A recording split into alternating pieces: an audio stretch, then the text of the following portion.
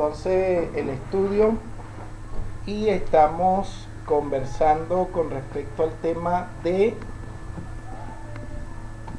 qué? Del papiro. Ajá, del papel al papiro. Del papel al papiro.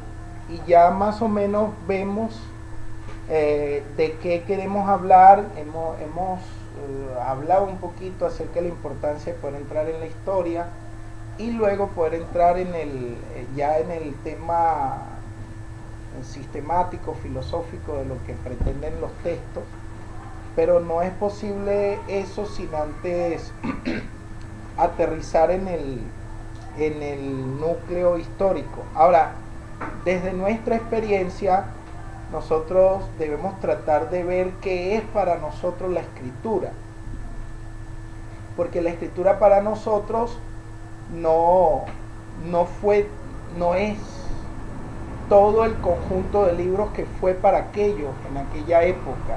¿Sí me estoy explicando? Entonces miren algo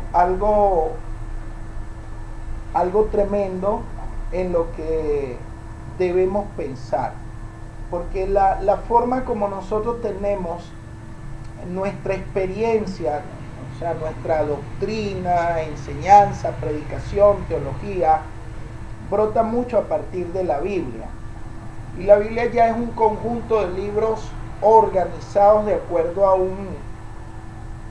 a una idea. Y esa idea condiciona mucho al lector.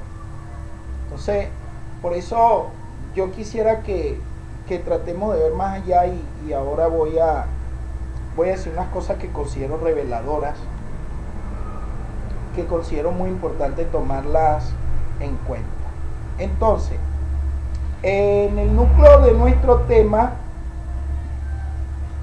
pasa por descubrir qué pretensiones teológicas, doctrinales, tenían los autores de los escritos de los primeros discípulos. O sea, ¿qué pretendían ellos desde su realidad cuando ellos empezaron a escribir? ¿Cuáles eran sus pretensiones con respecto a las comunidades para las cuales ellos se escribían? ¿Por qué? Porque ya ellos tenían una escritura. Ellos ya poseían una escritura en el siglo I. El reto para nosotros hoy, que no escribimos para agregar nada a la escritura, ni para hacer otra escritura, es saber qué pretendían ellos y qué pretendemos nosotros hoy. Porque la experiencia de ellos no es la misma que nosotros tenemos hoy. Nosotros no podemos agregar ni un libro más, ni sacar tampoco, ¿cierto? Ahora ellos, sin pretender agregar un libro, sin sacar, sin embargo, históricamente, los que practicamos esta fe, terminamos agregando 27 libros que anteriormente no estaban. A ver si pueden empezarme a captar la idea. ¿Sí? ¿Me están entendiendo? Sí, sí. Entonces, en la época de ellos, pues tenemos que empezar a analizar la historia. ¿Qué era para ellos escritura? Geografía. ¿Qué era para ellos la escritura? ¿A qué se referían ellos cuando hablaban de la escritura? Obviamente se referían a las escrituras judías, a las escrituras hebreas, ¿cierto? A eso se referían ellos cuando decían geografía, o cuando ellos hablaban en los términos hebreos que di ahora, cuando hablaban de Kitbe HaKodesh, cuando hablaban de la escritura, o hablaban del libro de los libros, se estaban refiriendo a las escrituras hebreas, a las escrituras judías. Esas escrituras, lo interesante es que eran norma, eran principio de autoridad para ellos como mesiánicos, pero también lo eran para el judaísmo que no estaba con ellos. ¿Sí me estoy explicando? Es decir, para el mundo del siglo I, las escrituras hebreas eran el texto normativo tanto para mesiánicos, es decir, para los que seguían al Mashiach, como para los grupos que lo habían rechazado. Llámese fariseos, saduceos, escribas, el Sanedrín. Todos ellos tenían como base y como norma las escrituras hebreas. ¿Cierto? ¿Me estoy explicando hasta aquí? Entonces, la idea para nosotros es tomar en cuenta esto, porque era el texto autorizado que empleaban tanto ellos como los otros. ¿Por qué razón? No existían los escritos de los primeros discípulos, tampoco existía el Talmud. O sea, no estaba la Mishnah, no estaba la Gemara. Lo que ellos tenían delante eran las escrituras hebreas. Si nos damos cuenta en el ejemplo que presentábamos ahora, en la parábola del samaritano, ¿sobre qué base se llevó a cabo la discusión del tema de la vida eterna? Sobre la base de las escrituras hebreas. ¿Se han dado cuenta? Sí. Se dan cuenta que tanto el intérprete de la Torá como el Mashiach enfocaron el tema. ¿Cuál era el tema? La vida eterna. ¿Sobre qué base? Sobre la base de las escrituras hebreas. ¿Qué está escrito en la Torá? ¿Cómo entiendes cuando lees? Rápidamente se ubicaron en un plano donde dos personas que pensaban distinto empezaron una discusión a partir de un texto que gozaba de autoridad para ambos. ¿Sí me estoy explicando? Entonces todos los grupos del judaísmo del siglo I y anterior al siglo I tenían como base y como autoridad las escrituras hebreas. ¿Se entiende la idea? Las consideraban como autoridad. Entonces los mesiánicos no eran la excepción a esto, ¿ok?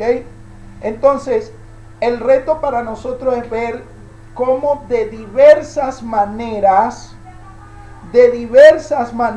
y desde las escrituras ellos están dando testimonio de una revelación que ha hecho irrupción dentro de su experiencia de fe.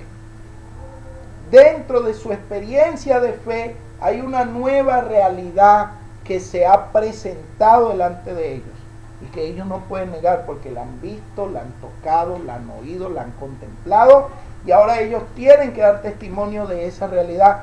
Realidad para ellos, pero que no la veían así ni los escribas ni los fariseos. Es decir, ellos eran los que consideraban al Mashiach o a Yahshua como el Mashiach, enviado por Yahweh, prometido en las escrituras.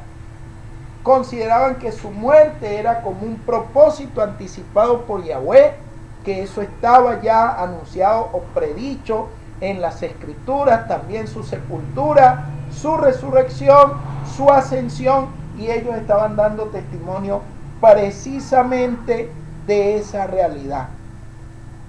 Pero ellos, para poder apuntalar su testimonio, ¿qué tuvieron que hacer? Acudir a las escrituras. Acudir a las escrituras hebreas. ¿Ok? Fijémonos, por ejemplo, lo que dice Lucas 24:47, como el mismo Mashiach, a partir de las escrituras, trataba estos temas. Vamos a leer textos rapidito, por favor. También 1 Corintios capítulo 10, versículo 10, y el capítulo 10, versículo 11, como Shaul HaShaliach hablaba de las escrituras, y 2 Timoteo 3:16. Veamos entonces estas citas, por favor, lo más rápido que se pueda. Lucas 24:27, 1 Corintios 9:10 y 10:17, 1 Corintios. La última cita que di, 2 Timoteo 3:16. Rapidito, por favor, leamos textos. Y en su nombre se predicarán el arrepentimiento y el perdón de pecados a todas las naciones, comenzando por Jerusalén. 24:27, amado. Y empezando por Moshe y siguiendo por todos los profetas, le explicó cada uno de los pasajes de la escritura que se referían a él mismo. Ok, empezando por Moshe y siguiendo por todos los profetas. Entonces aquí Lucas nos está diciendo que Yahshua, el Mashiach, para poderles explicar a ellos, que eran judíos, y que toda su formación era escritural, tuvo que acudir a las escrituras hebreas para poderles explicar lo que las escrituras decían acerca de él. O sea, ¿qué está narrando aquí el autor de este evangelio? El autor de este evangelio nos está diciendo que las escrituras hebreas son las que estaban en posición de explicar ese nuevo misterio que era el mismo Mashiach o el mismo Yahshua. ¿Qué dice 1 Corintios 9, 10 y 10, 11, por favor? 9:10. Sí. Ni murmuren como algunos de ellos murmuraron y perecieron por mano del destructor. Ajá. Y el 10, 11.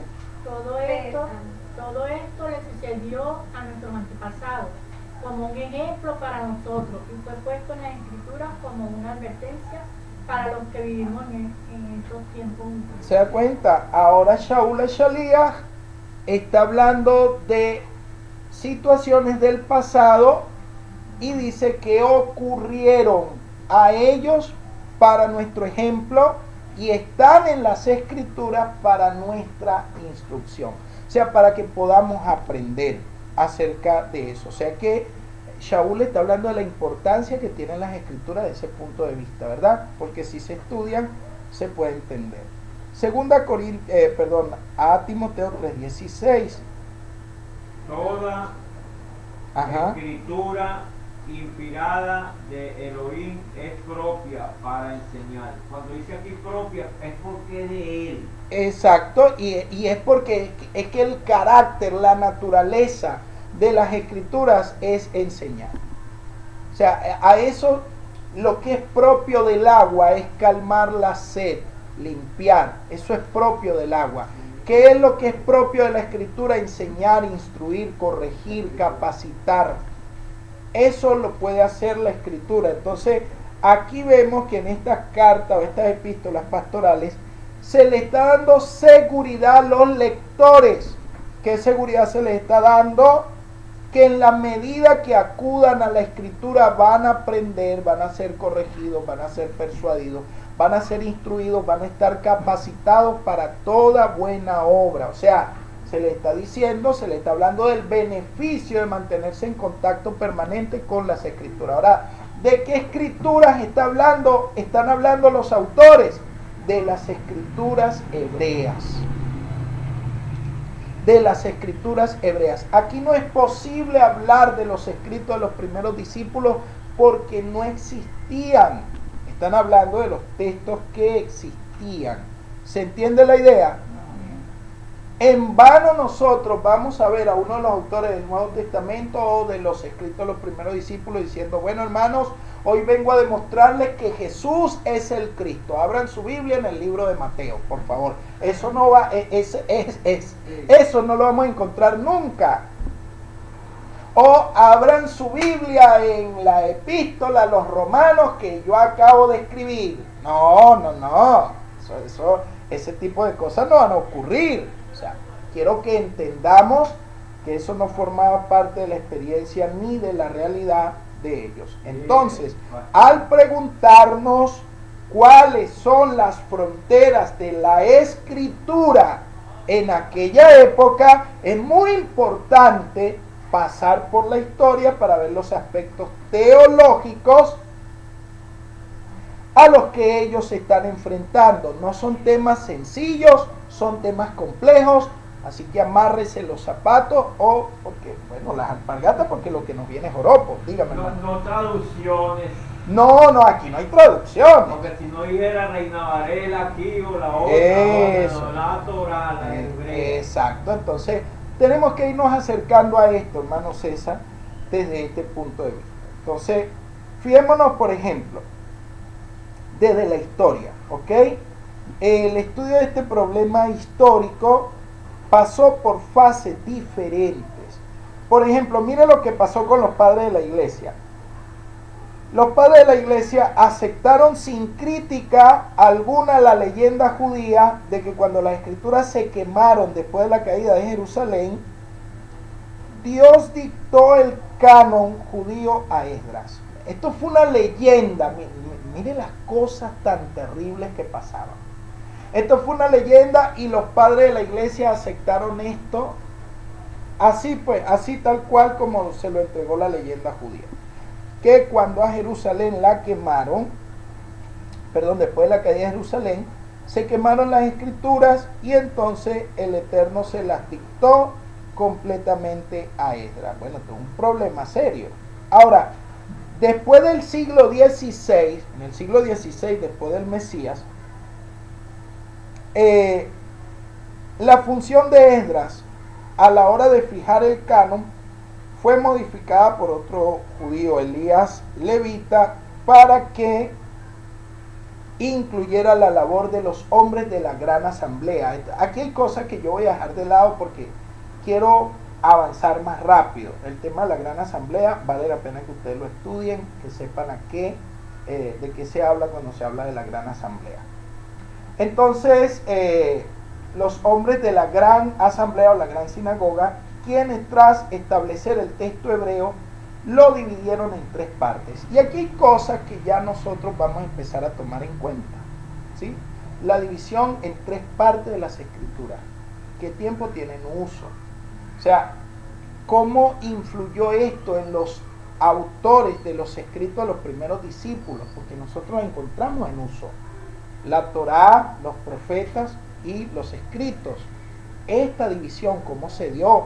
¿Qué proceso? O sea, quiero que empecemos a captar esto porque va a ser muy importante ver qué es lo que está pasando. ¿Me están entendiendo? Bueno, esto se hizo con un interés teológico, no histórico. Yo tengo que entender esto. ¿Cuál era el interés teológico? Y no necesariamente histórico en este caso. ¿Ok? En el siglo XIX se llevó a cabo un intento de establecer el verdadero proceso histórico mediante el cual se elaboró el canon hebreo. O sea, cuando se empezaron a hacer esfuerzos realmente profundos y académicos en el siglo XIX, hace poquito, hace 2 siglos. Se empezaron a hacer esfuerzos académicos para saber cómo se llegó a elaborar ese canon. ¿Cuál fue el proceso histórico para que se pudiera llevar a cabo? ¿Se entiende la idea? Bueno, hacia finales del siglo apareció un extenso consenso, la mayoría opinaba de esta manera, y se exponía incluso en manuales. Un manual es algo que se considera cierto, pues, que consideraba que el proceso había tenido lugar en 3 fases históricas, es decir, primero la Torá, luego los profetas y finalmente los escritos. O sea, debido a esto, nosotros tenemos la designación, como la designación clásica, pues la que ha quedado. Primero la Torá, luego los profetas y finalmente los escritos. Bueno, se pensó que lo primero fue la Torá, lo segundo los profetas y lo tercero los escritos. Ese era el consenso que se mantenía y se había quedado de esa manera. Pues nosotros vemos que en los escritos de los primeros discípulos hay un impacto muy fuerte de que así se entendían las cosas, pues se veían de esa manera. Y esto para mí es importante que nosotros lo podamos tomar en cuenta. Pues lo primero había sido entonces la Torá, y en esto había influido mucho Esdras, después los profetas, e incluso porque se habla de 4 siglos de silencio, y se pensaba que, o sea, que todo había llegado hasta Malaquías. Entonces todavía en la línea judía ortodoxa se dice que ya no hay profetas, que la profecía terminó con Malaquías. Entonces es importante tomar en cuenta todo esto. Ustedes tienen la obligación de estudiar. Recuerden que la historia es para los adultos, ¿ok? Sin embargo, fíjese usted que por esa razón el tema de los escritos se relegó pues a otro contexto, y usted ve, por ejemplo, allí léanme Lucas 24, 27, porque me interesa que nos vayamos acercando a esto. Quiero llamar la atención sobre algunas cosas. Y empezando por Moshe y siguiendo por los profetas, siguiendo por todos los profetas, le explicó cada uno de los pasajes de la Escritura que se referían a él mismo. ¿Por qué no citó los salmos, los escritos allí? ¿Por qué citó solamente dos grupos? La Torá y los profetas. ¿Se entiende la idea? Se da cuenta que no aparece la fórmula triple fija, la Torá, los profetas y los escritos. No, aparece la Torá y los profetas, pero no aparece la tercera parte. ¿Se entiende la idea? O sea, quiero que veamos muy bien lo que hay implícito en todo esto. O sea que en el tiempo de los escritos de los primeros discípulos no existía todavía una fórmula canónica fija. ¿Cuáles eran los límites? Los límites eran la división tripartita, ley, profetas, salmos. No era la única fórmula válida. Allí estamos viendo otra fórmula. Sí, porque tiene 44 sí no menciona. En el 44 sí, en el 27 no. No sé si estamos captando el asunto. ¿Se entiende la idea? Entonces, se había canonizado ya todo el cuerpo de la Torá y se había canonizado todo el cuerpo profético, pero no se había canonizado todavía el cuerpo de los escritos. ¿Aló? Sobre los textos de la Torá no había duda. Sobre los textos de los profetas no había duda. Sobre los textos de los escritos no sabemos todavía. Estamos discutiendo el asunto. ¿Se entiende la idea? Y cuando digo no sabemos, no me estoy refiriendo a mí, me estoy refiriendo al judaísmo del siglo I. Me estoy refiriendo a ellos. Ustedes me están captando lo que quiero decirles, por favor. ¿Por qué el libro de Daniel no aparece dentro de los profetas en el conteo judío? Aparece dentro de los escritos, pero nosotros sí lo tenemos dentro del conteo de los profetas. Pero ellos no. ¿Por qué el libro de Esther tardó en entrar? ¿Por qué el libro de Ruth también tuvo dificultades para entrar? ¿Qué discusión hay detrás de todo esto? ¿Por qué quedaron en el cuerpo de los escritos? No sé si me estoy explicando. Necesito que pensemos más, con más profundidad en este tema. ¿Se fijan lo que es salir del papel rumbo hacia el papiro? No es mantequilla el asunto. No es mantequilla, porque no es un problema histórico simplemente. Hay un problema teológico de fondo que tenemos que ver. No es interpretar texto, es saber qué autoridad tenía el texto. Voy a interpretar yo algo que no sé qué nivel de autoridad tiene. Dime, hijo. Usted sabe que aquí en Hechos capítulo 13, Ajá. ¿verdad? Verso 14 dice: pasando de Pergue, llegaron a Antioquía de Pisidia, y en el día del Shabbat entraron en la sinagoga y se sentaron. Después de la lectura de la Torá y los profetas, los principales de la sinagoga mandaron a decirle: hermanos fieles. ¿Te das cuenta? Una vez más la fórmula doble, no triple. Torá y profeta. O sea, no había duda de estas dos partes de las escrituras. Había un consenso total, absoluto. sea, lo primero que recibió aprobación canónica, la Torá. Lo segundo que recibió aprobación canónica, los profetas. Lo tercero, los escritos. ¿Se entiende la idea? ¿Sí o no? Bueno, muy importante que vayamos analizando esto. ¿Qué ocurrió en Yadnia? En el concilio de Yadnia o en el sínodo de Yadnia. ¿Qué ocurrió allí? Es importante verlo. Eso ocurrió en el año 90 después del Mesías. Entonces, como ustedes pueden ver, estamos ante el reto de saber cuáles eran los límites del canon. ¿O es que existían dos cánones? Un canon para los judíos que vivían en Israel y un canon para los que estaban en la dispersión. Vale la pena estudiar el tema. ¿Se han parado ustedes a pensar en eso? Es importante verlo, es importante analizarlo, tomarlo en cuenta. ¿Ok? Dígame, hermana. Como estábamos viendo en el video de varón que decía que Yahshua había citado solamente o sea, lo que recogieron los evangelios. Ese hombre decía payasada, ese hombre no sabía lo que estaba hablando. Que decía que lo único que él había citado había sido puro Que la Septuaginta, que el Mesías había demostrado haber predicado, enseñado en griego y que había enseñado desde la Septuaginta. Lo que quería recoger era la parte donde dice que lo único, no sé si fue la loca esa la que estaba hablando, la que estaba fumando. Ajá. Que decía que él lo que citó fue puro los profetas ahí en los evangelios. Yahshua.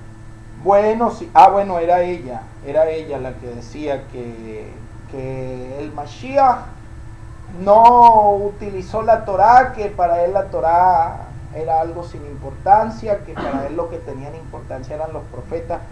Es me va a perdonar la expresión, una vieja loca que parece que se fumó un lápiz, yo no sé qué fue lo que se fumó, pero estaba diciendo barbaridades, es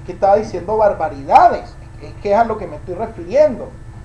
Que alguien hable de esa manera del Mashiach y de los textos sagrados, que se puede mostrar por la historia, que ella no sabe ni dónde está parada. Oye, yo no puedo tratar de cuerda a una persona así, esa persona está realmente loca. Para mí está divariando, no sabe de lo que está hablando. Francamente no sabe de lo que está hablando. Usted nos dio Lucas 24, 27.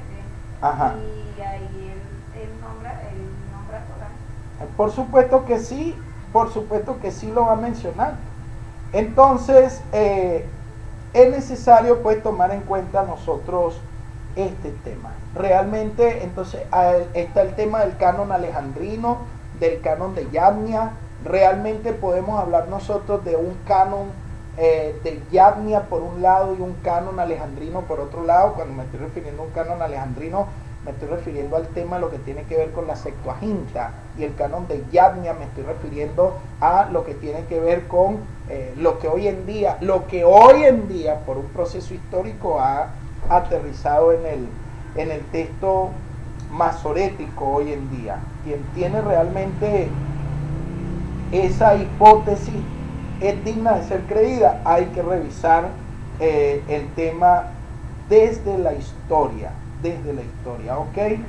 Entonces, fijémonos lo siguiente. Tomo de aquí unas ideas que nos sirvan. Miren, la investigación que se ha hecho sobre el tema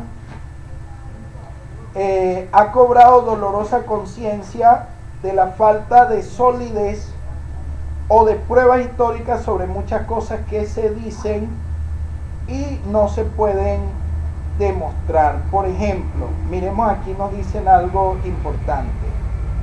Se hizo ver de manera interesante que la tercera sección del canon hebreo, es decir, los escritos, pudo haber sido una subdivisión canónica secundaria que tuvo lugar mucho tiempo después del ámbito de los libros no mosaicos que hubiese quedado fijo bajo la categoría general de los profetas. Aquí vemos una primera aproximación al problema. Tenemos dos cosas, ¿verdad? En Lucas 24, 27 y en Hechos, que lo citó ahorita Yelmi, que fue el 13, 15. Y allí tenemos nosotros dos fórmulas, ¿verdad? Que son la Torá y el tema de los profetas. ¿Qué puede haber pasado aquí? Que con la Torá no había duda de los 5 libros, pero los profetas puede ser un número mayor de la cantidad de libros que hoy en día se tienen en el conteo. O sea, es una de las teorías y de las posibilidades, porque en estas es como si en la expresión la Torá y los Nevi'im se estuviesen incluyendo todo el resto de libros que faltan en los escritos. Eso sería una primera aproximación, no siempre probable, pero digamos que es una primera aproximación. Ahora, miremos un detalle que a mí me parece muy importante aquí. Por ejemplo, hay muchas pruebas de que los libros asignados a los escritos siguieron fluctuando durante un largo periodo de tiempo. ¿Cuántos son los libros de los escritos? Bueno, no vamos a polemizar ahorita sobre ellos, ¿verdad? Pero lo interesante es que hay un personaje histórico. ¿Cuál es ese personaje histórico? Flavio Josefo. ¿De qué tiempo es Flavio Josefo? Del siglo I. Es del siglo I. Flavio Josefo es judío. Sí, es hebreo. Sí, Flavio Josefo. Joseph ben Matías. Lo que pasa es que él le llegan a llamar Flavio Josefo porque digamos que es el nombre adoptado que le van a dar sus protectores romanos. ¿Ven? Lo van a proteger, pues. Entonces, Flavio Josefo, lo interesante de sus escritos es que él cita las escrituras. Y cuando él cita las escrituras, Flavio Josefo nos va a hablar de 3 partes, es decir, de la ley o de la Torá, de los profetas y de los escritos, pero además nos habla de la totalidad de libros. Y nos va a hablar de 22 libros y no 24 como el orden actual. El orden actual de los libros de lo que es el Tanaj nos dicen que son 24 libros. Pero el orden primero, el que cita Flavio Josefo, es de 22. No había duda en los textos de la Torá. Pero en la tercera división no se sabía cuántos eran con exactitud ni cómo estaban organizados. Y en el caso de los profetas podía pasar algo parecido. Entonces miren ustedes lo interesante. El orden que nos está dando Flavio Josefo es del siglo I. Y no es un orden de él. Él no lo está ordenando. Él se está encontrando ya con este orden. Y está hablando de 22 libros. Pero hoy se habla de 24 libros. Y en el universo cristiano se habla de 39 libros. En cualquiera de estos 3 escenarios no estamos hablando ni de quitar ni de poner libros, sino de la forma de organizarlos. ¿Me estoy explicando? Si estamos hablando de la forma de organizarlos, en los 3 casos hay un tema histórico, teológico. ¿Sí me estoy explicando hasta aquí? Ahora aquí surge algo importante. ¿Por qué 22? Porque aquí están pensando en las 22 letras del alfabeto. Asignan entonces libro por letra. Y así se veía en el siglo I y anterior al siglo I. encontramos huellas de esto. Encontramos muchos salmos aleféticos que dan pie internamente de la importancia que tenían las letras hebreas. Y hasta el siglo I esto se mantenía.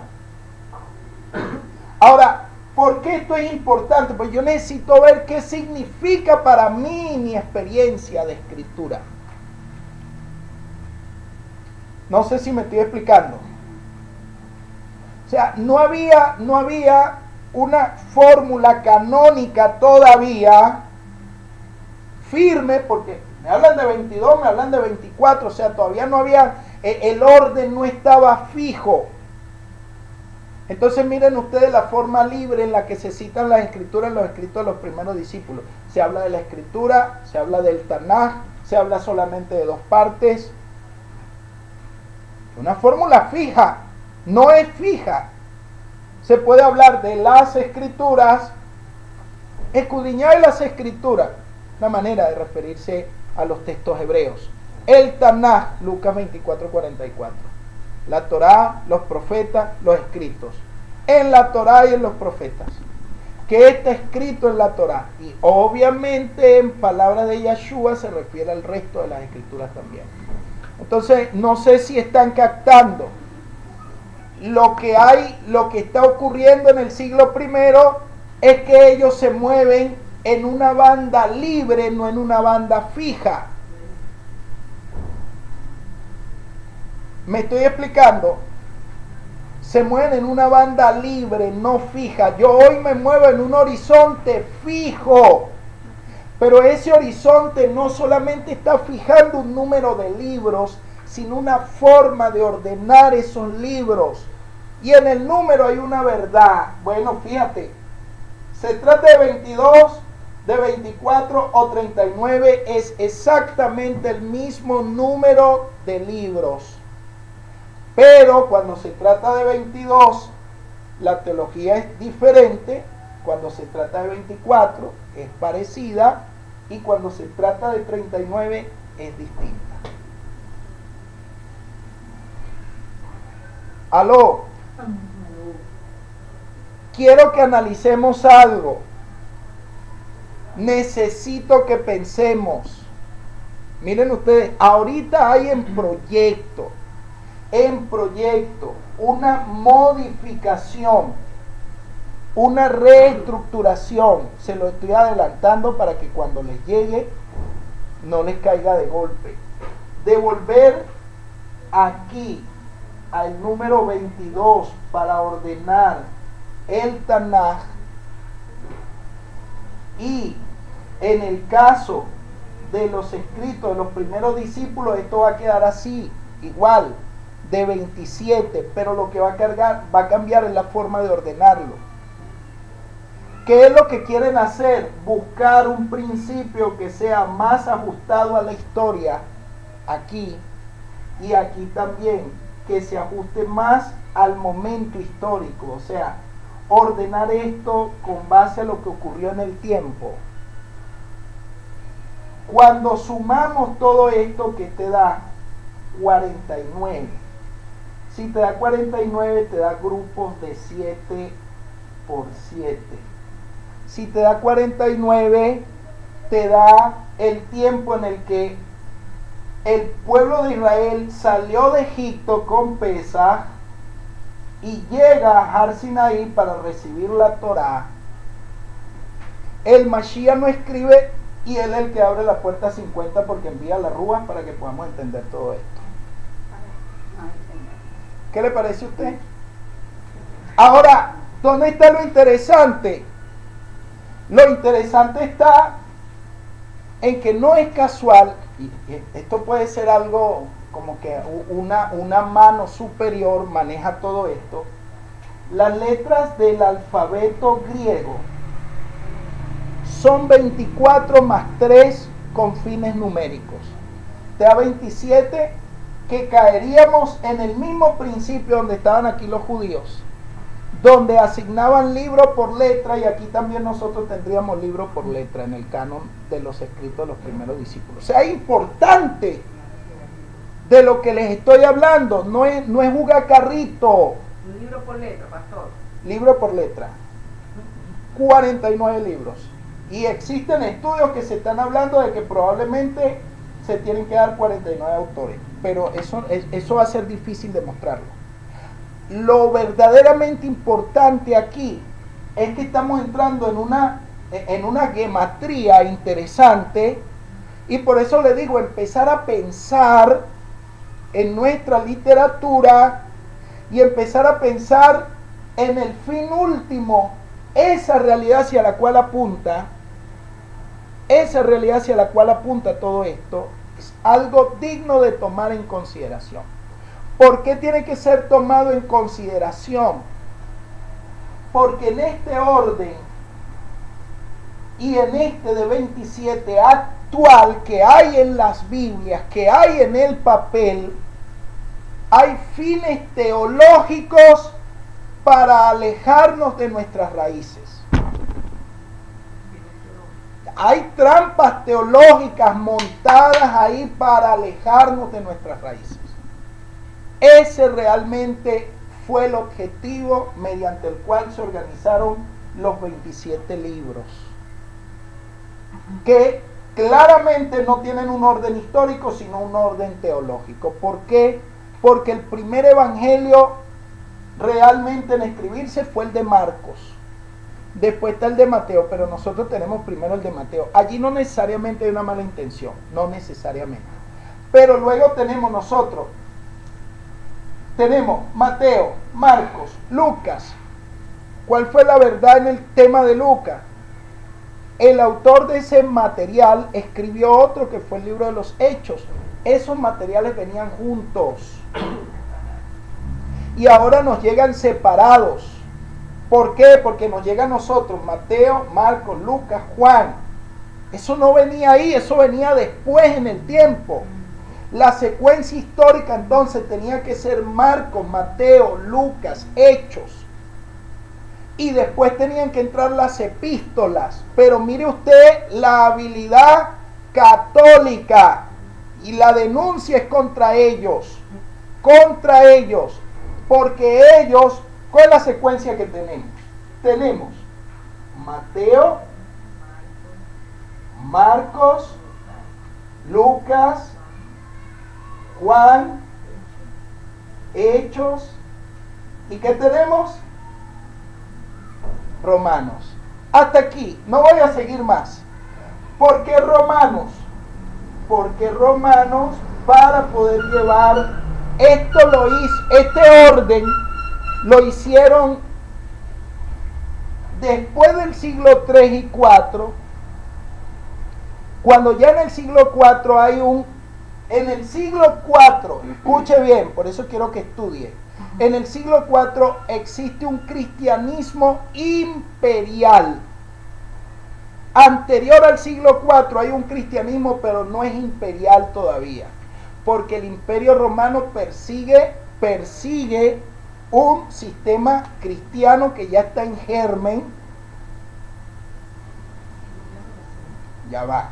Cristiano porque ya está en germen. Ya está Marción del Ponto, ya han estado los padres de la iglesia, ya ha estado todo ese germen que es cristianismo, pero todavía no es imperial. Persigue a Roma, lo persigue. Pero en el siglo IV Roma se casa con esto. Y cuando se casa con esto, entonces ahora Roma tiene fines imperiales y al cristianismo llega el imperialismo romano. Entonces mira lo que hacen. Mateo, Marcos, Lucas, Juan, Hechos y Romanos. ¿Por qué? Porque necesitan mover la sede de la fe de Jerusalén a Roma. Por eso meten la epístola a los romanos primero. Ay, qué tramposos.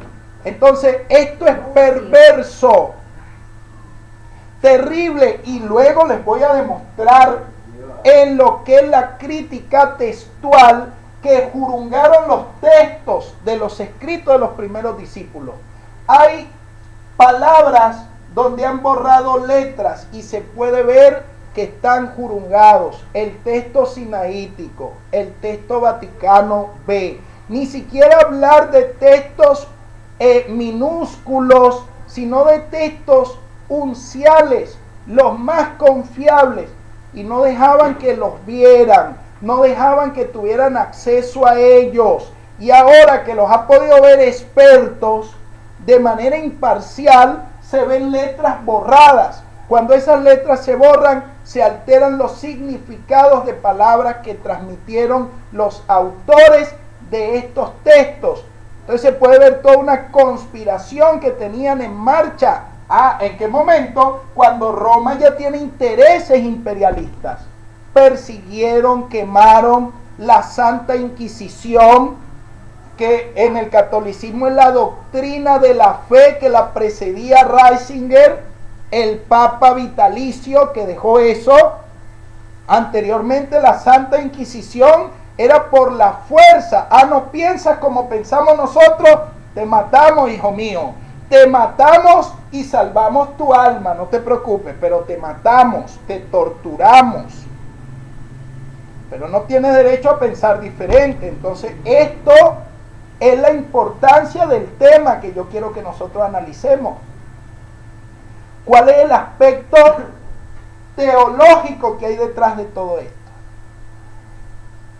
Y a menos que nosotros entonces veamos por qué el tema del Tanaj o el tema de las escrituras, porque el tema del orden en la estructura hebrea y los escritos de los primeros discípulos se manejaron fue bajo ese criterio y no el criterio bajo el cual nos han obligado a nosotros también a pensar. De hecho, hay como 44 cosas que dicen los católicos que no las dicen las escrituras, y se ha hecho el estudio medido de las cosas que dicen los evangélicos que no están en las escrituras, y ¿sabe cuántas son? Las mismas 44. Si son las mismas 44, es que son los mismos católicos. No han podido separarse del sistema católico. Entonces es muy importante que nosotros estudiemos a fondo este tema. Y estudiemos a fondo este tema. ¿Me estoy explicando hasta aquí? Comentarios hasta aquí, por favor. Es que siempre la Iglesia Católica ha tenido sus garras metiendo No, y que siempre sale algo diferente, no se queda como que... Ajá. Entonces, ¿qué es lo que se quiere? Que entendamos cómo se da este proceso en la historia. Porque si no lo entendemos, vamos a estar diciendo babosadas. Y no quiero que digamos babosadas, porque yo he visto y he oído gente por internet que dice babosadas. Entonces empiezan a hablar y a citar y a hablar y a citar. No le tengamos miedo a la investigación. Estudiemos y asumamos que nosotros lo que estamos es no en un proceso dogmático, sino en un proceso de estudio, de investigación, de análisis, de ajuste con rigor científico a la realidad. Y las enmiendas que haya que hacer, hay que hacerlas. ¿Cuál es el problema? Si solamente los estúpidos no están dispuestos a reconocer que se equivocan y que necesitan cambiar. Yo no quiero estar de ese lado. Yo necesito estar del lado de los que estudian. No, hay gente que va a la escritura o va al papel, va a la Biblia solamente para justificar lo que tiene en su cabeza.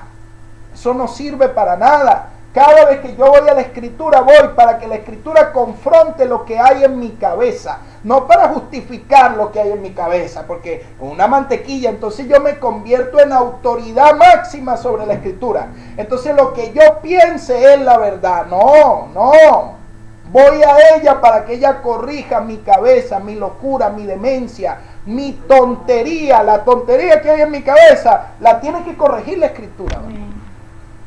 ¿Por qué digo Jesús? ¿Por qué digo Jehová? Claro. ¿Hasta cuándo yo voy a mantener eso? ¿Por qué digo Dios? Una falsedad. Todo eso, amado. Y después los fines, la carga doctrinal, la carga teológica que hay ahí. No eran ningunos niñitos de pecho los que estaban haciendo esto. Porque ahora que tenemos una prueba histórica de que la mayoría de los feligreses, por llamarlo de alguna manera, eran analfabetas, no podemos atribuirles a ellos esta forma de organizar las cosas. Esto lo hicieron gente bien intelectual. Además, cuando yo le empiece a mostrar a usted los géneros literarios que hay en los textos de los escritos de los primeros discípulos, eso no lo hicieron gafos. Eso lo hizo gente que escribía y escribía muy bien. Y empezaron muchos con errores que hoy en día se encuentran, errores intencionales, y veremos las características de lo que es un error intencional y de lo que es un error cuando no es intencional. Y donde el error no es intencional, ok, no es intencional y punto. Pero cuando un error es intencional, oye, mire, es una cosa donde estaban los hijos del diablo ahí, interesados en apartarse de nuestras raíces. ¿Para qué? Para entonces poder justificar. No le digo pues, mover la sede de gobierno de Jerusalén a Roma. Y por eso es que tú ves todo el bochinche que hay, porque Donald Trump ratifica Jerusalén como la capital de Israel. Bueno, ¿qué es lo que dice? El catolicismo no está de acuerdo. ¿Por qué no está de acuerdo el catolicismo? Porque el catolicismo no quiere, el catolicismo quiere que supuestamente la sede del monoteísmo tiene que ser Jerusalén. Pero ¿cómo se entiende el monoteísmo? Como cristianismo católico que tiene que tener sede en Jerusalén. ¿Sabe cuántos templos tienen ellos allá? El recorrido de los lugares sagrados, que realmente esos lugares los marcó, fue manipulado, porque eso los marcó, fue una romana, los marcó la mamá de Constantino, fue ella la que dijo que esos eran los lugares y ella fue la que los fue ordenando, y tenían presupuesto para poder invertir y construir en esos lugares supuestos santuarios donde las peregrinaciones son masivas cada año, compitiendo con las fiestas de Yahweh y compitiendo con un sistema de peregrinación al mismo Jerusalén, pero no van con la misma idea de Yahweh. O sea, tú te pones a ver, esto es una barbaridad lo que tenemos allí. Y allí mismo entonces está el supuesto otro sistema monoteísta como es el Islam.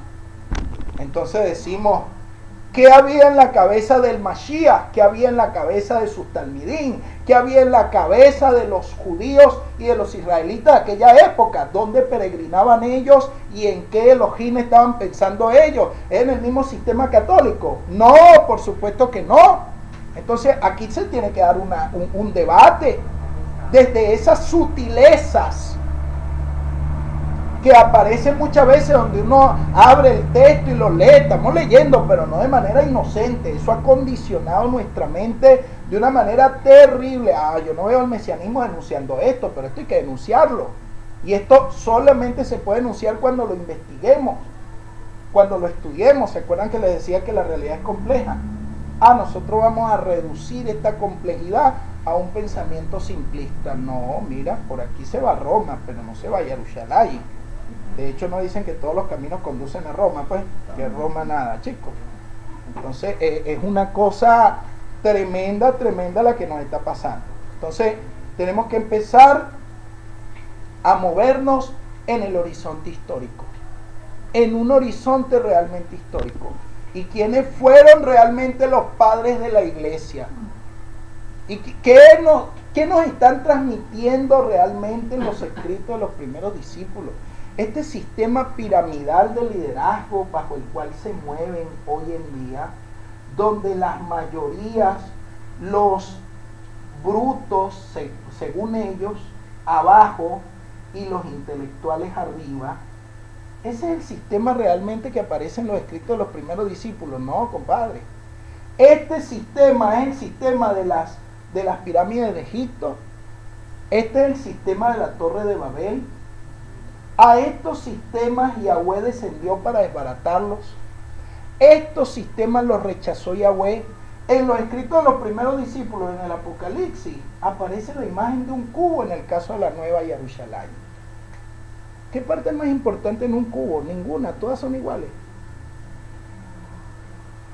O sea, si nosotros nos ponemos a estudiar de verdad, nosotros decimos, bueno, y entonces, ¿hacia dónde nos lleva a nosotros todo esto? Obvio que nos tiene que llevar a nosotros a principios diferentes, a principios realmente diferentes, distintos. Y por eso a veces yo no pierdo mi tiempo en cuestiones. No vamos a meternos a estudiar, vamos a estudiar realmente. Vamos a profundizar cómo se dieron las cosas.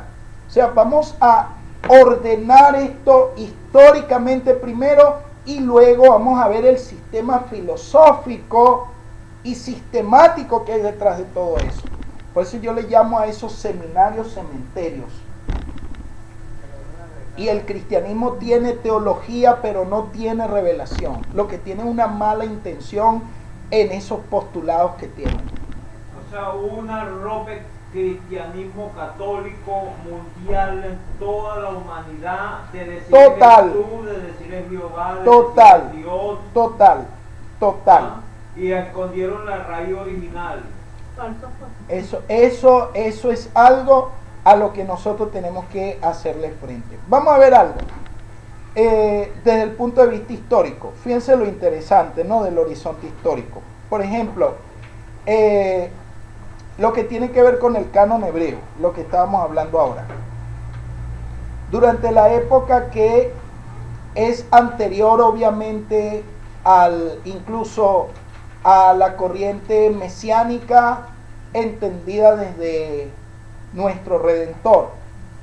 ¿Qué vemos nosotros aquí? Bueno, ya había escritura, pero hay un canon libre. Hasta lo que estamos viendo hay un canon libre. En los escritos de los primeros discípulos se cita de manera libre. Pero Ben Sirá, el autor del libro de Eclesiástico, ese texto es importante porque ese texto data aproximadamente del siglo II antes del Mesías. Y la importancia de este texto es un testigo importante para ver cómo se veían las escrituras hebreas en aquella época, porque fíjense que allí se citan los textos de las escrituras hebreas, o sea, se citan los libros. Y cuando se citan los libros en un texto del siglo II antes del Mesías, se citan en un orden, y en ese orden se está presentando primero la Torá, luego los profetas y luego los escritos. Quiere decir que es confiable para nosotros optar por la opción Tanaj.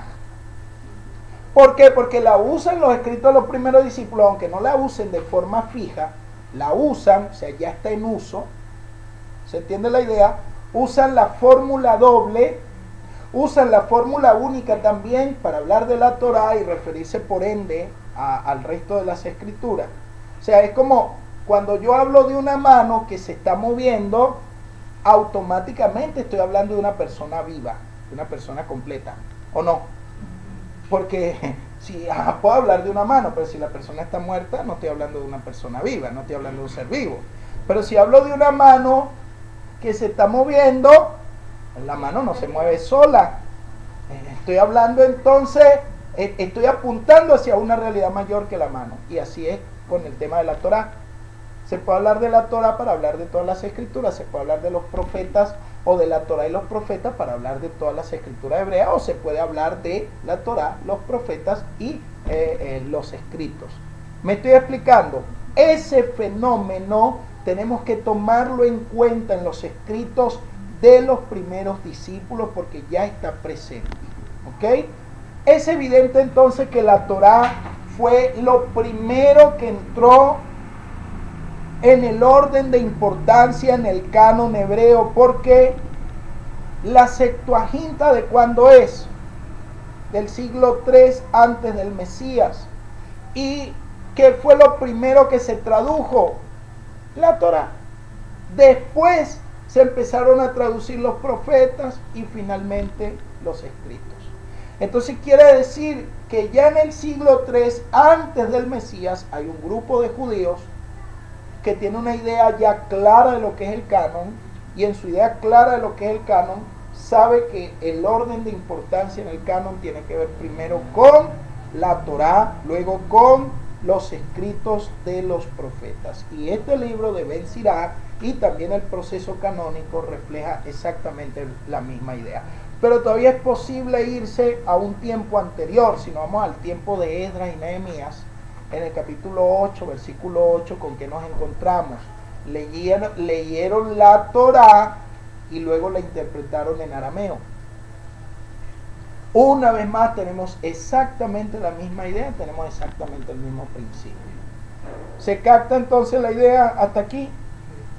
Muy bien, entonces es importante pues ir analizando nosotros esto, porque si no lo tomamos en cuenta nos va a plantear, nos va a dejar problemas pues. Entonces, miren, la preocupación en este momento es comprender entonces, comprender lo que tengo en la mano, o sea, comprender lo que es el tema de las escrituras, cuál es la coyuntura histórica, teológica que hay allí, cuáles pueden ser las consecuencias exegéticas de no comprender realmente lo que está pasando allí.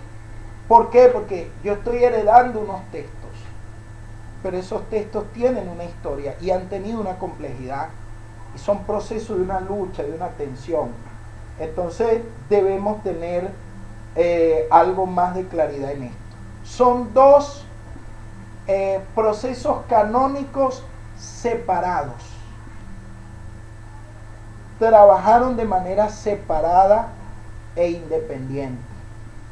En el primer proceso canónico, es decir, en el canon del Tanaj, no habían cristianos, no habían católicos, no habían evangélicos, pero tampoco había mesiánicos. El primer proceso canónico es un proceso separado e independiente de el canon de los escritos de los primeros discípulos. Sin embargo, tienen relación el uno con el otro. Yo tengo que entender esa distancia y al mismo tiempo esa relación de dependencia que hay. Necesito comprender eso. ¿Por qué? Porque tengo esas dos partes y a veces no las entiendo. A veces no he meditado lo suficiente en eso. Entonces recae sobre nosotros una responsabilidad acerca de estos dos documentos mal llamados Antiguo Testamento y Nuevo Testamento. Incluso ya hay líneas de investigación cristiana que ya se están rebelando contra el término Antiguo Testamento y Nuevo Testamento.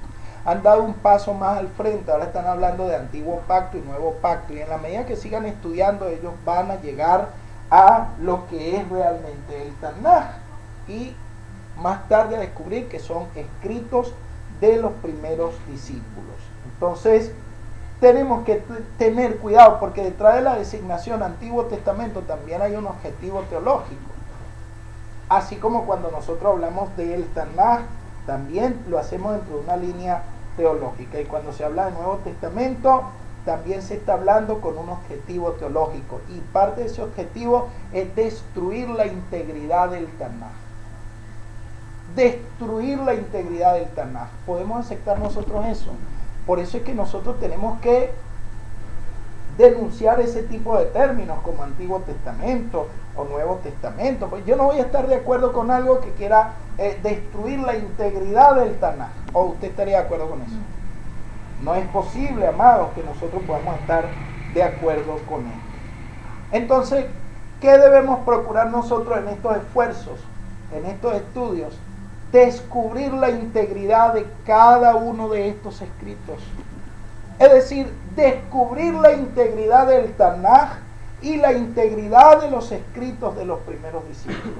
Y cómo ellos, siendo independientes, están en relación de comunicación y dependencia.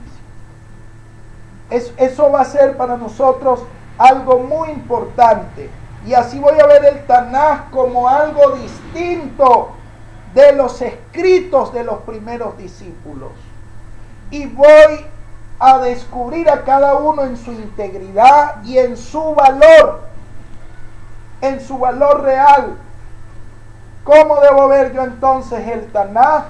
Lo debo ver como el poder que tiene para dar testimonio de Yahshua, como el Mashiach prometido por Yahweh en las Escrituras. Así debo ver yo el Tanaj. De esa manera debo verlo, ¿ok? Entonces el Tanaj tiene a el Mashiach, tiene a Yahshua, pero lo tiene en forma de promesa.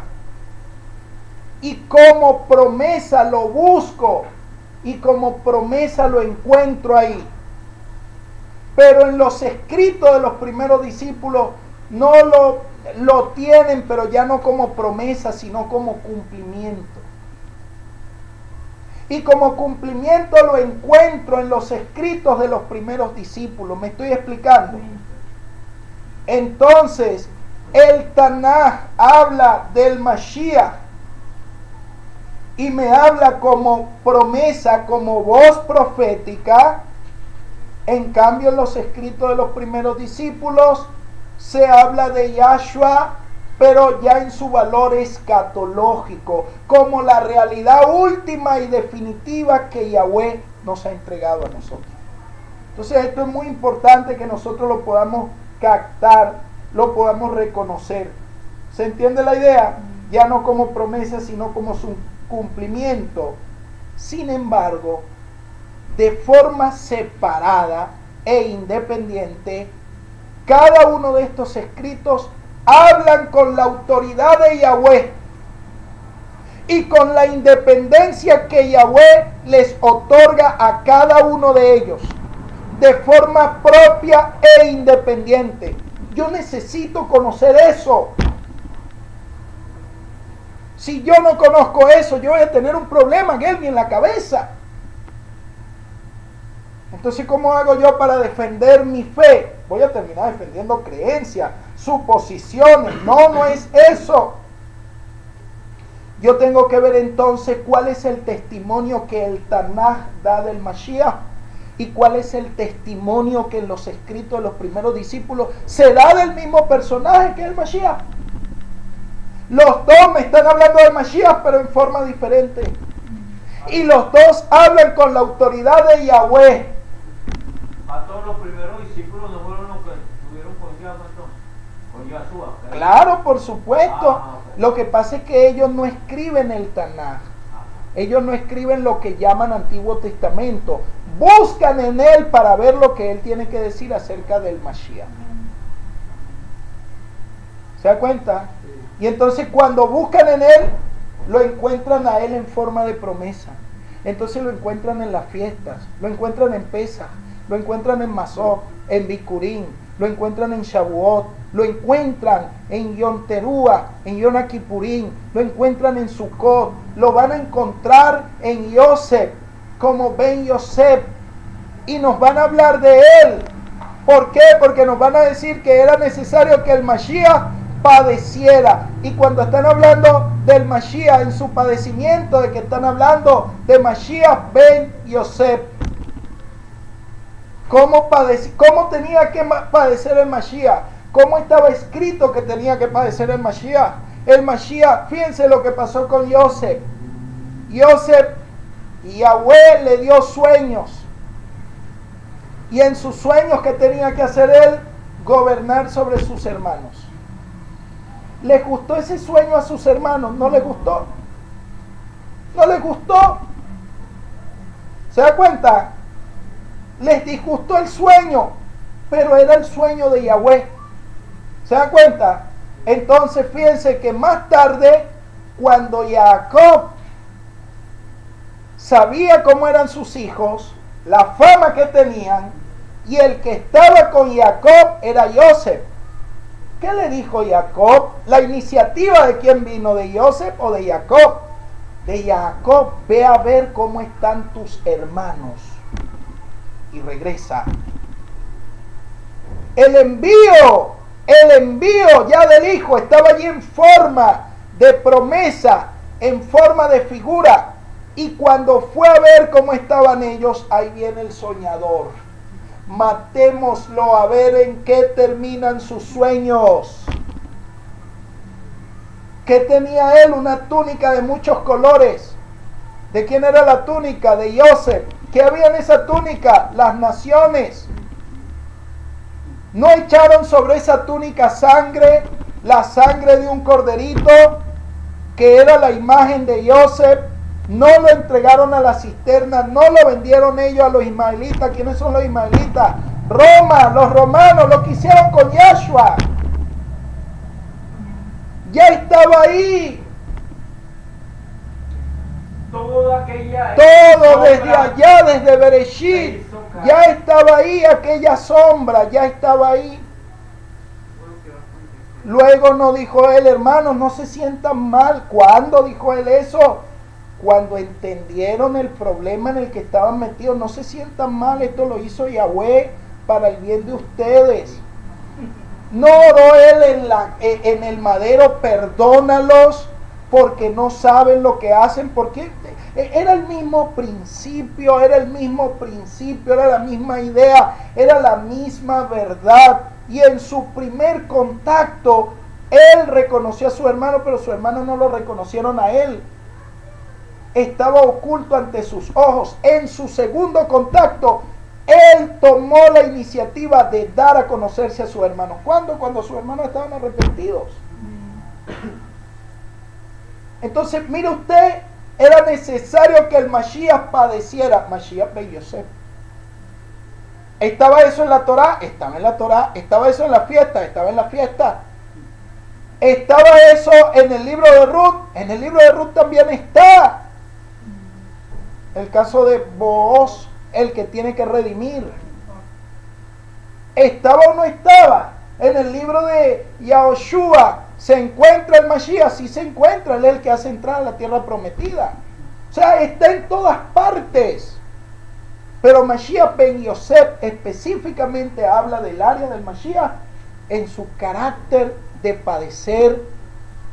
Y era necesario, porque no es posible, y un judío lo sabe, que no es posible la redención, que no es posible el reino si antes no se retira el pecado. ¿Y cómo podía haber reino? ¿Cómo podía manifestarse Yahweh si primero no se trataba el tema del pecado? Entonces Mashiach tenía que padecer primero. Y eso está en orden y lo está diciendo el mismo Yahshua. Lo próximo que venía era la resurrección. Después de padecer, presentarse. Hablar de las glorias venideras, pero primero su padecimiento. Entonces estaba eso contemplado. Yo tengo que estudiar entonces cómo el Tanaj da testimonio, cómo tiene voz propia para hablar con la autoridad de Yahweh acerca del Mashiach. Por eso el Mashiach se paraba frente a los judíos que estudiaban la Torah. ¿Usted sabe lo que es decirle a alguien que no estudia la Torah?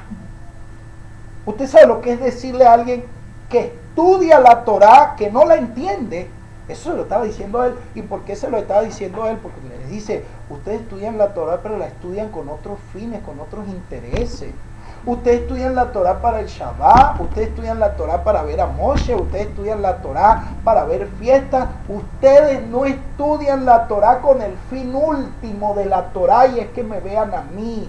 La Torah habla es de mí. En las fiestas habla de mí, en Moshe habla de mí. En todo lo que ustedes vean la Torah tiene que ver es conmigo.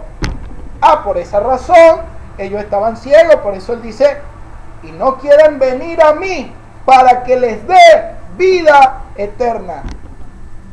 ¿Se da cuenta? Por eso él decía, el que no come mi carne y bebe mi sangre. No, antrópafo, caníbal. No se trataba de eso. Entonces miren ustedes que tenemos que descubrir descubrir cómo el Tanaj habla del Mashiach con voz propia. La piedra que golpeó Moshe, el agua que brotó, el maná que comieron en el desierto. No era el Mashiach, era el Mashiach. A lo suyo fue como guía y no le recibieron. Es una cuestión tremenda. Entonces, tenemos que salirle al paso a este caos. Y esto no tiene nada que ver con que seas judío o con que seas mesiánico, no. Tiene que ver con que estudies de verdad, con que analicemos de verdad, con que tomemos en cuenta realmente el testimonio que el Tanaj da del Mashiach y el testimonio que dan los escritos de los primeros discípulos acerca del mismo personaje, pero dentro de realidades totalmente distintas. Por eso les decía que para nosotros ver lo que es la teología que está en la Escritura, se trata de ¿qué? De estudiar estas dos partes o dos realidades que nosotros llamamos Escritura y ver cómo ellas dan testimonio acerca del nivel más alto de la realidad que existe en ellas, y ese es el Mashiach. ¿Se entiende la idea? Entonces, poder captar todo esto tiene una importancia para entender lo que es el tema del canon, para entenderlo realmente, ¿ok? Y para entender cómo están dando testimonio del Mashiach en los escritos de los primeros discípulos. Miren las voces que se han levantado de estudiosos. Dicen lo siguiente acerca de el, como ellos llaman, pues, Antiguo Testamento. Miren, ellos dicen lo siguiente. Vamos a ver si lo leo aquí rapidito. Hablan de que la teología bíblica es la que dicen es la que el Antiguo Testamento, teología bíblica sería que el Antiguo Testamento se convirtió en una corriente horizontal de tradición, cuyo testimonio ha quedado limitado a su efecto sobre los siguientes escritores. Fíjense la forma tan terrible que se habla aquí acerca de el Tanaj. Primero lo llaman Antiguo Testamento y nos dicen que el testimonio que en él se da es horizontal. Pero eso no tiene nada que ver con algo horizontal, es vertical, viene de Yahweh. Pero ellos lo están poniendo como un testimonio horizontal. Pero la Escritura habla de esto como algo vertical, no como algo horizontal. Y cuando usted ve los escritos de los primeros discípulos, se habla y se cita el Tanaj como algo vertical que viene de Yahweh, no que viene de los hombres. O sea, alguien que me diga a mí que es discípulo del Mashiach y que diga que esto es un testimonio horizontal, yo le voy a decirlo como cita el Mashiach las escrituras, como la cita como horizontal o vertical. ¿De dónde viene ve él esta fuente? La ve de arriba. Ustedes han invalidado el mandamiento de Yahweh, el mandamiento de Elohim. Él está hablando de esto como palabra de Yahweh, como palabra de Elohim, pero ellos hablan como un testimonio horizontal. Son los teólogos, son los académicos, son los que estudian los cristianos. Dígame usted qué va a salir diciendo después un cristiano. Ese mismo tipo de babosadas son las que van a decir. ¿Se da cuenta? Entonces, así surge una tradición del Antiguo Testamento, una tradición horizontal, cuando realmente esos textos hablan de sí mismos como textos verticales, y en los escritos de los primeros discípulos se habla de ellos como textos verticales, y son tan habilidosos que han limitado su efecto a lo que los autores de los escritos de los primeros discípulos dijeron de ellos. Es decir, lo que aparece en el Evangelio de Mateo, por ejemplo, todo esto aconteció para que se cumpliese lo que fue dicho por medio del profeta cuando dijo: he aquí la Virgen concebirá y dará a luz un hijo, y etcétera. O sea, lo que quieren decir es, mira, esto alcanzó su cumplimiento aquí, de aquí para adelante se murió, de aquí para adelante ya eso no va. Oye, qué cosa tan terrible. Eso es algo fétido, putrefacto lo que están diciendo. Y esperan que uno se lo coma, esperan que uno lo acepte. Ah, no, es que la ley y los profetas llegan hasta Juan, hermano. Y después te dicen, no, si usted quiere entender la Biblia, cómprate la Reina Valera de MacArthur. Ah, de MacArthur. Antes citaban, era Scofield. Y antes era Thompson. El que tenía una Thompson parecía que tenía a Jehová agarrado por la chiva. Oye, miren, una cuestión terrible. Y ahora es MacArthur. Y a mí me decían, ¿tú has leído a MacArthur? A John MacArthur. Yo sí, mira, tengo cerros de libros. Ahorita, por cierto, los voy a vender. Yo leo John Travolta. Tengo cerros de libros de MacArthur. La carta a los romanos, 1 Timoteo, 2 Timoteo, Mateo. Tengo cerros de libros de MacArthur. Tengo cerros. Te va a seguir tirándolo y va a seguir Hermana mía, es que si los voto pierdo más. Ellos ya están ahí. Tienes que recuperar lo que gastaste. Tengo claro, yo lo que voy a hacer es redimir ese dinero porque lo vendo y después invierto en literatura que sirva. Después lo van a ver más adelante. Porque A ellos los sacará Yahweh. Amén. Entonces, pero miren ustedes esas posturas, por eso es que es importante que veamos el tipo de teología en la cual nos estamos moviendo. Los que dicen Antiguo Testamento están casados con un testimonio horizontal de los textos del Tanaj. Pero jamás, mire, si a usted Shaul le hubiese escuchado hablar del Tanaj como Antiguo Testamento, le tira con lo que tenga en la mano. Nunca hubiera estado de acuerdo con sus prédicas, con sus afirmaciones. No se puede hablar así. No se puede hablar, en la antigüedad no se podía hablar así y seguir vivo. Hoy en día es que las cosas se dan de otra manera.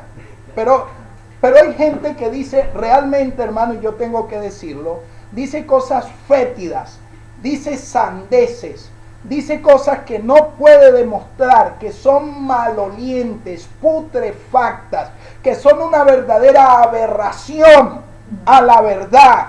Una verdadera aberración a lo que dijeron los profetas, que un día los van a tener enfrente. Un día, cuando el Mashiach venga y aplique la resurrección, lo tendrán enfrente. Por eso es que salen tanto fanfarrón y tanto payaso. Por ahí en estos días salió uno y que es el Mesías, el Cristo, como que es de dónde es, de peruano, boliviano, de dónde es que es ese loco. Bueno, ahora es boliviano, ya llegó el Mesías allá, a Bolivia o a Perú, no sé dónde fue que llegó. Pero el que yo estoy esperando viene a la tierra de Israel. O sea, eso es lo que enseña la Escritura. Pero entonces el que no entiende dice sandeces. Dice cosas que realmente no puede demostrar. Y cuando uno escucha eso, amados hermanos y hermanas, uno no puede menos que sentir indignación, porque es una fetidez intelectual la que hay, que es terrible. Les han quitado el derecho a pensar. No los dejan pensar. Simplemente les tienen prohibido pensar. Entonces, no podemos considerar esto de esa manera. ¿Por qué? Porque entonces, que nos digan que se trata del Antiguo Testamento, que es una tradición ya horizontal, que ha terminado su efecto, que fue limitado, y te pueden citar Hebreos 1:1, Dios habiendo hablado muchas veces, de muchas maneras, bla, bla, bla, bla, bla, bla, bla. Vamos a debatir el tema. Vamos a estudiar el tema. Vamos a ver lo que hay ahí. Ahí hay un midrash, allí hay teología hebrea, compadre. Usted no me puede venir a meter allí teología cristiana. Usted tiene que ver qué es lo que está pasando ahí. ¿Se entiende la idea? Pero no hablan, lo que hablan es bobadas, barrabasadas. Ayer, y es que yo cada vez que recuerdo estos teleevangelistas que salen por enlace, que lo que hacen es engañar gente. Mire, ayer veía unos supuestos apologistas defendiendo la sana doctrina. Y las defensas que daban eran tan pobres, tan paupérrimas, tan escuálidas, tan miserables ese tipo de defensa, que realmente lo que daban era lástima. Viven en papel y es papel mojado, papel que va a arder en llamas. Eso no puede permanecer. Hay que volver al papiro, hay que volver al pergamino, y no por prestigio ni por lujo, sino es como una deuda de honradez y de compromiso con la verdad. Bueno, este apologista estaba criticando a Myles Monroe. Ojo, no es que yo lo vaya a defender, porque no es mi intención defenderlo a él. Ya, lamentablemente se murió. Con pena lo digo, pues se murió, tuvo un accidente, etcétera, se murió, pero dejó una teología sembrada que mira, libros y libros. Y ese realmente, ante ese se paraba firme el señor de allá de Enlace, el famoso Cas Luna, y el otro también, y Maldonado, y todos ellos, su majestad. Bueno, como él habló fíjate lo que pasó, ¿no? A mí no me dio tiempo de tratar ese tema, pero lo voy a tratar mañana. Él habló de que Jesús no habló del nuevo nacimiento. Lo único que dijo Jesús del nuevo nacimiento lo dijo en el Evangelio de Juan, en el capítulo 3, y lo dijo en privado, se lo dijo a Nicodemo: te es necesario nacer de nuevo. Ojo, aplicó un rigor contextual, lo que está diciendo es verdad. Es que no está cayendo, no está mintiendo en lo que está diciendo. Aparece donde, en el capítulo 3. ¿Cuándo aparece? De noche. Viene al Mashiach, viene Nicodemo, de noche, habla con él, y allí el Mashiach le dice: te es necesario nacer de nuevo. Pero como el nuevo nacimiento es piedra angular del cristianismo, pero es que no ha entendido el tema, entonces dice: no, que cómo se le ocurre decir que es cristiano, que es evangélico, y va a hablar mal del nuevo nacimiento. Y yo, pero ya va, tú lo que estás es criticando, tú todavía no estás argumentando, todavía no estás demostrando, todavía no estás viendo por qué está mal lo que él está diciendo. En cambio, si conocieran teología hebrea, se darían cuenta que el tema del nuevo nacimiento está en las escrituras hebreas de hace rato, y que se puede ir demostrando el tema del nuevo nacimiento hasta cuando alguien se casa, empieza una nueva vida. Hasta cuando alguien se casa, el niño cuando pasa de los 5 años a los 13 años, ya entra en una nueva etapa, y el nuevo nacimiento se va demostrando por todos lados. Y el Israel histórico ya existía, esclavizado bajo el gobierno de Faraón, pero cuando Yahweh lo saca, ahora le da una nueva realidad, le da una nueva existencia. O sea, eso, hermano, mire, eso es un chupi chupi. Pero estos supuestos apologistas no podían refutarle a Monroe porque él estaba equivocado cuando argumentaba en esos términos. El día de mañana me gustaría tratar un poquito lo que se dan en esos cambios que están en los textos, y verlos desde el momento histórico, porque eso es muy importante que nosotros lo podamos entender. Entonces, lo que les quiero decir es aprender a oír el Tanaj con sus propias voces, con sus propios voceros, con la experiencia que Yahweh les está entregando, con el modelo que Yahweh les está mostrando. Es una realidad fragmentada, es una realidad que forma parte de una realidad mayor. Es como una pieza que se va armando del rompecabezas, que va apuntando hacia una realidad más grande, hacia una realidad más trascendente. Lo que Gelmin nos decía en estos días es una revelación progresiva. Pero ¿cómo se va dando? ¿Cómo se va dando para convertirme en un biblista y no convertir la verdad en un biblicismo, que sería una deformación de lo que realmente enseña la Escritura? O sea, para no decir cosas por decirlas, sino tener la carga argumentativa desde la historia, desde los textos, desde la fuente, que realmente nos puedan explicar a nosotros estas cosas. ¿Ok? Entonces, esto es muy importante para nosotros, que nosotros veamos esto en el núcleo del problema de la cuestión para hacerle justicia a esta diferencia sustancialmente sutil que está presente tanto en el Tanaj como en los escritos de los primeros discípulos. Es decir, cómo habla el Tanaj del Mashiach y cómo hablan los escritos de los primeros discípulos del Mashiach. En un lado es profético, en un lado es en forma de promesa y en el otro lado es escatología pura. Y por eso tenemos, miren amados, allí es muy importante, allí quedan muchas cosas por decir, demasiado importantes por decir, y ver esa tensión que hay entre lo que es el ya, pero todavía no. Entre lo que es el ya, pero todavía no. Y medir las cosas desde la banda histórica no es lo mismo que medirlas desde la eternidad. Entonces Yahweh está concibiendo un plan desde la eternidad, pero a nosotros nos está llegando desde la historia. Yo tengo que reflexionar en todo eso. Si no reflexiono en todo eso, yo voy a tener un problema. Bueno, opiniones, opinen sobre el punto porque ya no quiero cargarlos tanto de tantos elementos.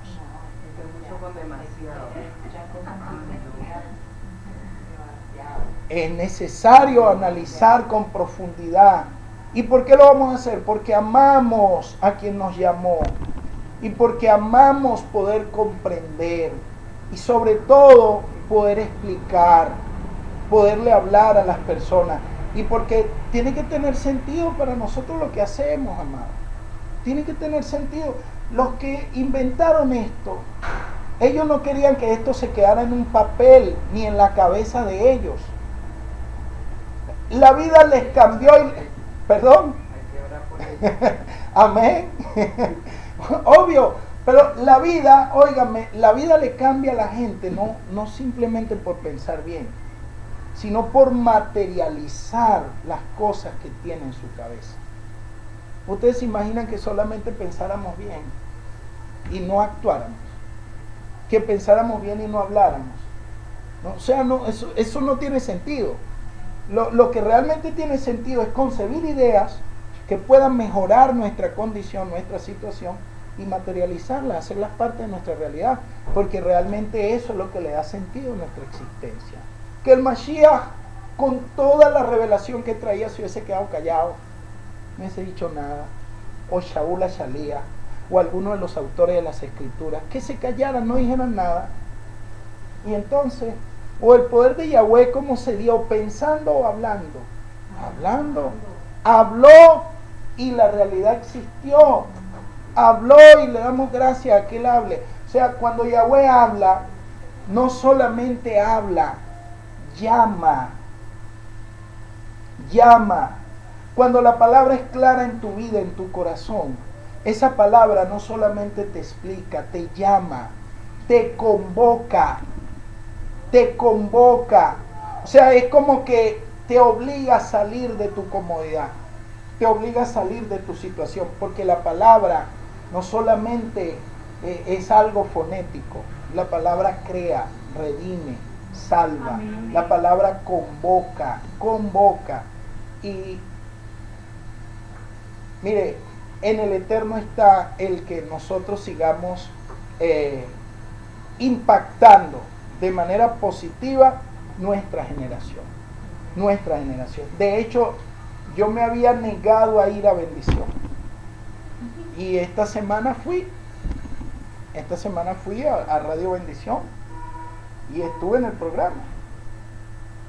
Y entonces ya se oyen pasos de que hay que estar otra vez ahí en el programa.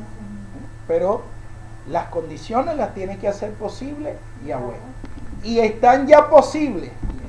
Ya están posibles de que empiece, pero no es así. Pero fíjense ustedes como el Eterno quiere que nosotros sigamos haciendo un trabajo, y ese trabajo lo vamos a hacer preparándonos, formándonos, profundizando en la verdad. Y sobre todo, si volvemos a Bendición, tiene que oírse la denuncia. Todo esto hay que denunciarlo y hay que anunciarlo y hay que hablarle a la gente y hablarles con la verdad. Porque si no hablamos con la verdad, entonces ¿qué estamos haciendo? Repito, la historia es para adultos. La historia es para adultos. Pero hablar de historia, no como habla un historiador secular, sino como hablaría un historiador que ha tenido una experiencia de lo trascendental, que ha tenido un encuentro con el Eterno. El reto, allí el historiador recorre un camino que no lo puede recorrer el historiador normal. ¿Por qué? Porque en ese caso, y a ver si mañana lo podemos estar tocando, veremos entonces hasta dónde llega la historia y no puede recorrer el camino, el reto que le plantea Yahweh en la palabra. Y de ahí para allá podemos avanzar, somos nosotros. De allí para allá podemos avanzar, somos nosotros. Porque si no lo hacemos, entonces el texto, hermano, es atacado y nosotros no tenemos nada que decir con respecto al texto. Bueno, si no hay otro comentario, entonces voy a cerrar el estudio. Guilmi, ¿quieres comentar algo? No, bueno, sí que el tema es necesario. Amén. Es necesario porque nosotros debemos ya empezar a estudiar la escritura, pero desde la historia. Exacto. Usted dice. Y bueno, que es importante, pues, porque si nosotros no lo hacemos desde allí, nunca vamos a poder destruir las leyendas, porque hay muchas leyendas. Demasiadas. Y para poder destruir una leyenda es necesario mostrar la verdad, pero a través de la historia. Amén. Y han existido pasajes tan malintencionados. Por ejemplo, fíjense, en el pasaje de el nacimiento del Mashiach en Lucas, ustedes saben que el catolicismo ha sido fanático del Magnificat y ese tema. Entonces, gloria a Elohim en las alturas y en la tierra. El texto dice, gloria a Dios en las alturas y en la tierra paz para con los hombres de buena voluntad. Pero eso no es así. O sea, en el texto griego no aparece realmente así y aparece una letrica borrada, y hay que ver cómo cambia la situación allí, porque la idea real, en el trasfondo real, es gloria a Elohim en las alturas. Gloria a Elohim en las alturas, sí. ¿Verdad? En la tierra no hay paz. Porque cuando el Mashiach vino, aquí no encontró paz. Y hasta el día de hoy no encontramos paz. ¿Ok? Y entonces, lo que el texto se va a seguir aproximando es que va a haber paz para con las personas, no de buena voluntad, porque tampoco hay personas de buena voluntad. La voluntad del ser humano está errada, está torcida, y eso está en la Escritura. Entonces, ¿dónde es que iba a estar esa paz? En las personas que Yahweh escogiera. Eso es lo que realmente está diciendo el texto. Entonces, ahora estaba llegando el tiempo de eso. No, pero viene un sistema católico, viene un sistema que adultera las cosas, y por eso es, miren, hagamos un seguimiento, lo que es el periodo histórico del siglo I, de lo que fue con los escritos de los primeros discípulos, y ahí estamos hablando de mesianismo, y estamos hablando de la sede de Jerusalén, y estamos hablando de lo que pasa en los escritos, pero ya después tendríamos que hablar de un cristianismo que no es imperialista todavía, que todavía no es católico. Y quiero que estudien eso, por favor, que todavía no es católico y todavía conserva cosas, todavía no está divorciado totalmente de sus raíces, ¿ok? Pero ya hay un cristianismo allí. Cosa muy distinta a lo que va a ocurrir en el siglo IV, cuando Roma mete mano por Constantino, y a partir de ese momento ya hay un enfoque imperial, un enfoque pagano. O sea que no es lo mismo, el mismo diálogo que tuvieron los autores de los escritos, los primeros discípulos, con el judaísmo de su época, que la discusión que nosotros tenemos hoy con el judaísmo de nuestra época. No es lo mismo. Tampoco es lo mismo las discusiones que tuvo Shaul HaShaliach con el mundo oído, fue un mundo politeísta pagano. Fue un mundo politeísta pagano filosófico. No es lo mismo la discusión que tenemos nosotros hoy con un mundo ateo, agnóstico, con un mundo pagano, pero es un mundo distinto. Es un mundo distinto, no es lo mismo. Entonces yo tengo que entender todos esos cambios. ¿Cómo se dan esos cambios? ¿Se entiende la idea? Porque anteriormente hablaba Shaul y lo invitaban los paganos. Queremos oír. Pero hoy en día no. Cállate la boca. No, hombre, ¿hasta cuándo? Ay, yo vengo escuchando que Cristo viene. Y otros dicen, viene, pero viene bien amotinado. Y lo dicen con otras palabras, ¿no? Entonces, no es lo mismo. Pues no es lo mismo el reto al que se enfrentaron ellos que el reto al que nos estamos enfrentando nosotros hoy. Como dice el hermano Benny, pastor, fíjese que uno por redes sociales, uno ve todavía ese poco de mesiánicos que todavía tienen muchas escuelas de cristianismo. Uy. Y entonces resulta ser que cuando uno los ataca de verdad, o sea, no que los ataque uno, sino que uno les responde a ellos, dice la historia, porque uno los ve, saben, así con aquellas ínfulas y aquellas cosas. Pero cuando uno los empieza, y me ha pasado, porque me ha pasado ya varias veces, y he tomado este método que usted nos ha venido aconsejando, de mostrarle una verdad histórica, entonces no hayan por dónde agarrar, porque la verdad histórica es contundente. Eso mata. Ahí aparece el niño y el adulto. Ahí se separan los niños de los hombres en la historia. Y lo más importante es que hay una historia oficial que es mentira, y está la historia que nace pues de la investigación, la real, exactamente, mi hermano. Bueno, Pensar entonces que todo está escrito, porque Pablo que dijo no eran niños de pecho pues para darle leche, sino ya le iban a dar comida sólida. vianda, pero había que ser adulto, claro. Iba a dar durísimo a esas mentes.